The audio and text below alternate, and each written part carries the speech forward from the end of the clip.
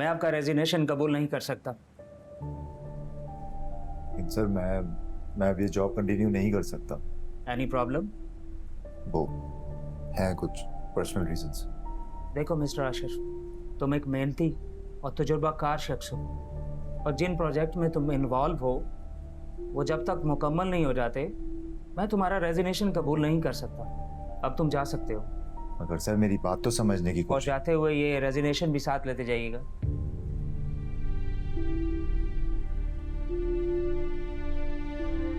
अरीज, मेरी बात तो सुनो। क्या यार समीर, मेरे लिए इतना भी नहीं कर सकते? समझा करो ना, मैं नहीं जा सकता यार। क्यों नहीं जा सकते? फरीन को तुम जानती हो, अगर उसे पता चली गया ना मैं तुम्हारे साथ आउट ऑफ सिटी गया हूँ तो कयामत आ जाएगी, कयामत। और उसे बताएगा कौन? तुम? मैं नहीं बताऊंगा, लेकिन शूट तो तुम्हारा है ना, मैं वहां जाकर क्या करूंगा? समीर, जब तुम मेरे साथ होते हो ना तो मेरा काम बहुत जल्दी हो जाता है और बहुत अच्छे से हो जाता है। और इतना टाइम भी हो गया है, हम दोनों ने एक साथ टाइम भी स्पेंड नहीं किया है। तुम चलोगे ना, मैं तुम्हें बहुत घुमाऊंगी, और हो सकता है कि तुम डायरेक्टर की नजरों में भी आ जाओ और वो तुम्हें कोई अच्छा कैरेक्टर ऑफर कर दे। बहुत थका देने वाला और मुश्किल काम है ये शॉपिंग करना, और मेरे लिए तो बहुत ही ज़्यादा मुश्किल। पता नहीं आप खवातीन ये कैसे एंजॉय कर लेती हैं शॉपिंग को इतना। वैसे आपको देखकर लगा नहीं कि आपने भी कुछ खासा एंजॉय किया शॉपिंग को। लगता है आपको भी मेरी तरह शॉपिंग करना पसंद नहीं है। ऐसी बात नहीं है। लीज़े, आप परेशान लग रही हैं। कॉल पे भी किसी से बात कर रही थी। Is everything all right? Actually अम्मी की तबीयत आजकल ठीक नहीं रहती। जी, आपने मुझे पहले भी बताया था। कैसी तबीयत है आंटी की अब? अब कुछ बेहतर है, लेकिन मुझे उनकी बहुत फिक्र होती है, इसीलिए मैं शायद जॉब कंटिन्यू ना कर पाऊँ। लेकिन क्या घर पे कोई उनकी देखभाल के लिए नहीं है? I mean from your family, भाई बहन कोई भी नहीं है? सर, मेरी बड़ी बहन है, मैरिड है, लेकिन आजकल वो आई नहीं अम्मी का ख्याल रखने।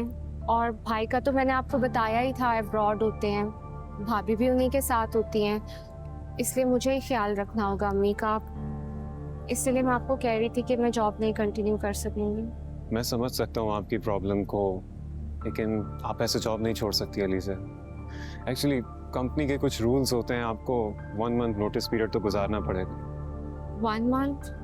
सर, ये तो बहुत ज़्यादा है। आई एम सो सॉरी, मेरे लिए पॉसिबल नहीं होगा। क्यों परेशान हो रही है? क्यों परेशान ना हो? शादी करके मैंने तो अपना बेटा ही गंवा दिया है। कोई नहीं गवाया आपने अपना बेटा, और अगर मेरे कहने पर चलेंगी ना तो बेटा भी मुट्ठी में रहेगा और सज्जल भी आपका कुछ नहीं बिगाड़ पाएगी। अच्छा, अब मजीद और क्या बिगाड़ेगी वो? पूरा बेटा तो कब्जे में कर लिया उसने। ऐसा कुछ नहीं हुआ, नहीं रहने देंगे। अच्छा, एक अकलौता बेटा है, उसे भी छोड़ दूं मैं?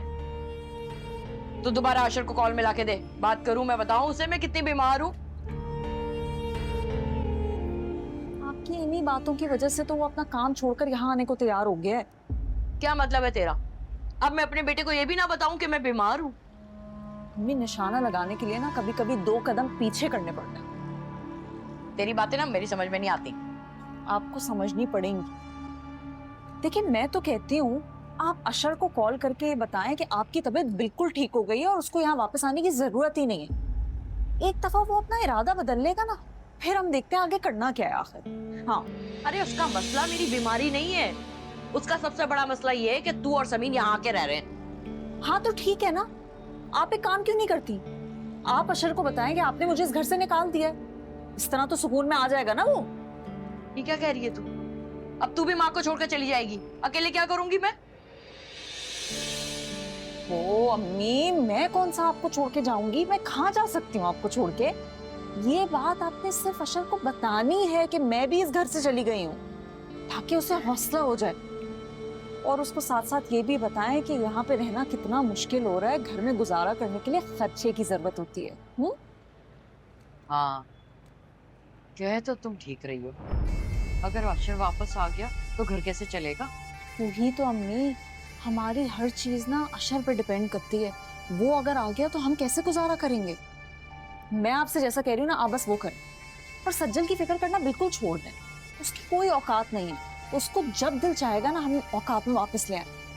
उसको बुलवाना इतना मुश्किल थोड़ी है। पता नहीं कब बुलवाएंगे, कैसे बुलवाएंगे। उसकी फिक्र आप छोड़ दें। आप बस इस चीज का ख्याल रखें कि अशर जैसा चाहता है ना, बस वही हो। अशर, क्या हुआ है? सब ठीक है? आपकी तबीयत तो ठीक है ना? बताएं मुझे, दिल घबरा रहा है मेरा। ऑफिस में कुछ हुआ है? और आज तो आपने अपना रिजाइन लेटर देना था ना? नहीं किया उन्होंने एक्सेप्ट रिजाइन मेरा। कह रहे हैं पहले प्रोजेक्ट कंप्लीट करो फिर वापस जाओ।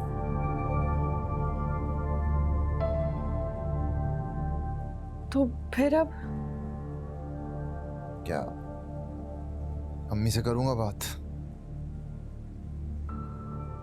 आपने तो उन्हें कह दिया था कि हम वापस आ रहे हैं, वो तो नाराज हो जाएंगी। क्या कर सकते हैं, मजबूरी है। अपनी तरफ से कोशिश तो मैंने पूरी की, बट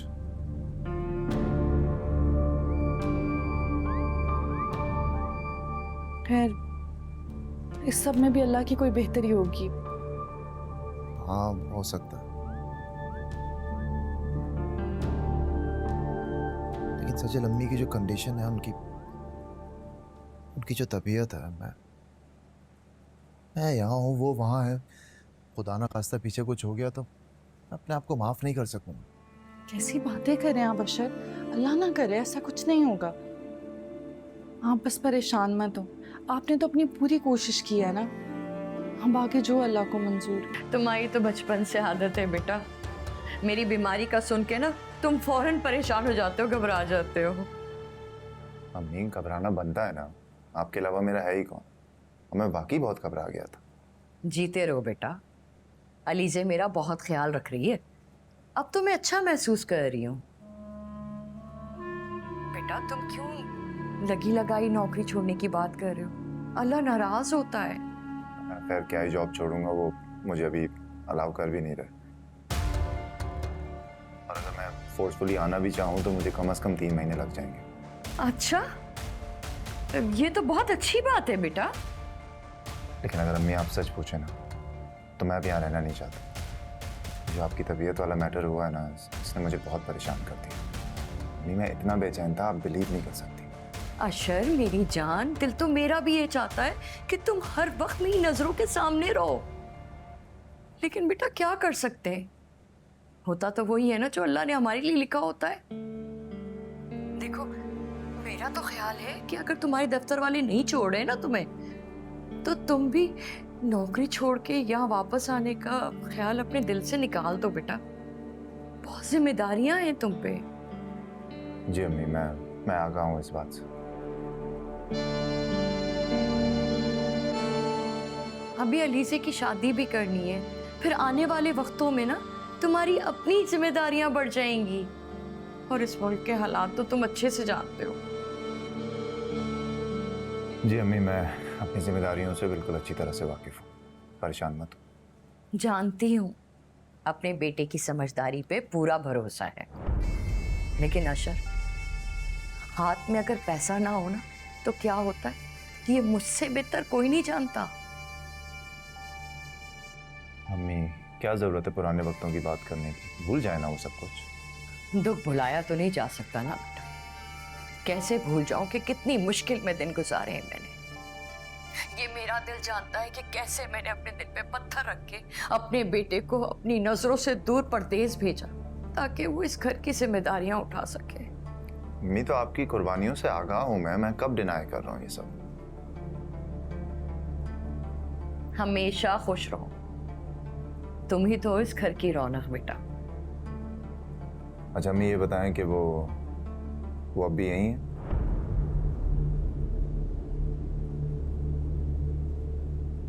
कौन? फरीन? अब पता नहीं बेटा, जब से तुमने मना किया ना, मैंने तो साफ साफ कह दिया था मेरे जीते जी वो इस घर में नहीं आ सकती। आनी भी नहीं चाहिए।